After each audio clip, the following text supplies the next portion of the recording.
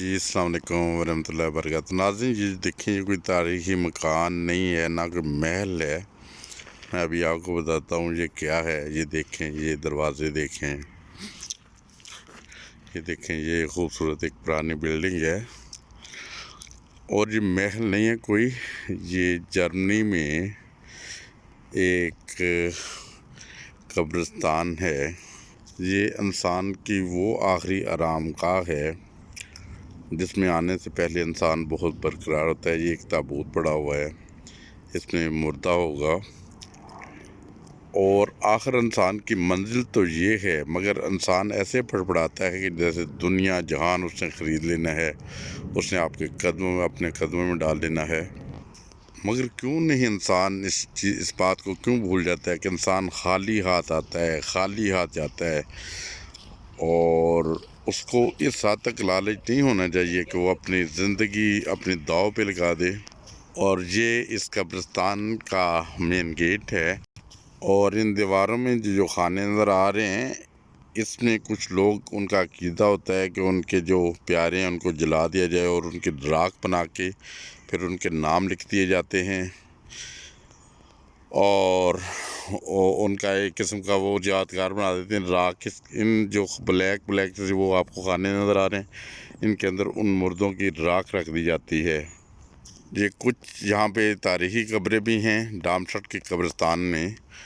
और इसी तरह बहुत से लोग जो अपने ज़माने में, अब जब वो ज़िंदा थे, बहुत बड़े ऑफिसर होंगे, जंगजू होंगे और आम ज़िंदगी भी बसर करते होंगे, वो सारे एक ही जगह पे हैं। और सबसे बड़ी बात है, इसी कब्रिस्तान में मुसलमान भी, उनकी भी तदफीन है, ईसाइयों की भी तदफीन है, सब लोगों की तदफीन है इन्हीं कब्रिस्तानों में। सब लोगों की कब्रें अपने अपने अक़ीदे के मुताबिक, और ये किसी स्टिचू बनाया हुआ है कब्र के ऊपर। और ये हर किसी अपने अपने अक़ीदे के मुताबिक, अपनी सोच के मुताबिक स्टिचू बनाए हुए हैं। किसी को कोई प्रॉब्लम नहीं होती। इनको नाज़रीन को ये बताना चाहते हैं, इसी कब्रिस्तान में एक किस्सा ऐसा है डार्मस्टट के कब्रिस्तान में, जहाँ पे बहुत बड़ी ये स्लीप लगी हुई है।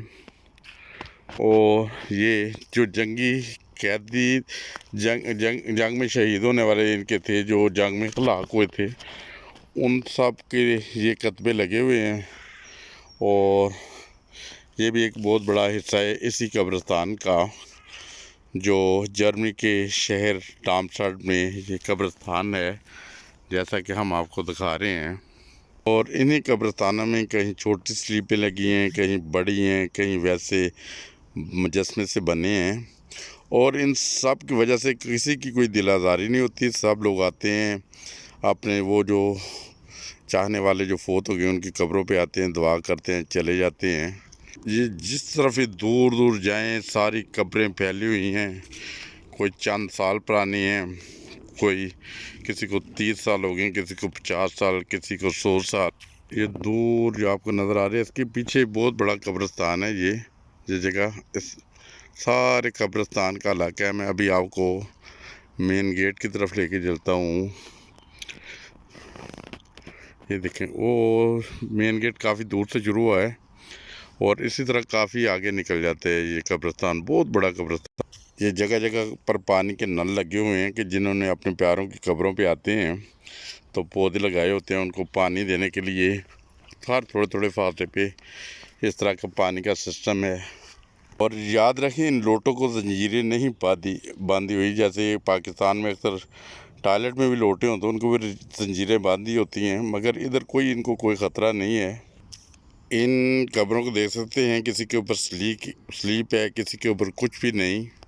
और किसी के कोई जज्बात मजरूर नहीं होते कि इधर मुसलमानों की कब्रें हैं, हमारे जज्बात मजरूर हो रहे हैं, इनका मुर्दों खेलने शुरू कर दें इनके, जैसा कि पाकिस्तान में अहमदियों के साथ होता है, या ईसाइयों के साथ ये सलूक होता है, या किसी भी अक़लियत के साथ ये सलूक होता है, उनके मुर्दे भी खेड़ देते हैं ख़ुद को मुसलमान कहने वाले लोग। ये कब्रिस्तान में जो ईसाइयों का कब्रिस्तान है, उसकी एक तरफ ये एक वो मुसलमानों का हिस्सा है, जहाँ में मुसलमानों की मुख्तलिफ़ कब्रें हैं। तो कभी किसी ईसाई ने ना हल्ला गुल्ला किया है, ना मुसलमानों के मुर्दों को खेड़ना शुरू किया है जैसे पाकिस्तान में करते हैं। کہ ان کے جذبات مجروح ہو گئے، عیسائیت ان کی خطرے میں پڑ گئی. ایسا کبھی نہیں ہوا. خدا تعالیٰ کرے کہ ہمارے جو پاکستان میں علماء انتشار پڑھاتے ہیں انہیں وہ بھی ہوش کے داخل لے اور کم از کم ایسی حرکتیں نہ کریں کہ وہ جو اقلیتوں کے مردے بھی کھیڑ کے پھینک دیتے ہیں اور خود کو مسلمان کہتے ہیں.